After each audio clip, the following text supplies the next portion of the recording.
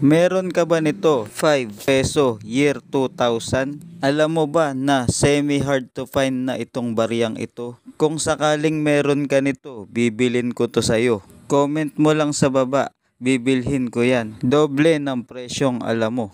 Marami pa tayong iba't ibang klase ng semi-hard to find coins na binibili. Kung interesado ka at gusto mo ding makapagbenta ng mga barya na aking hinahanap at binibili, maging updated ka lamang dito sa ating Facebook page na Bulacan Coins Buyer TV at i-check mo ang ating mga video na aking mga patuloy na binibili.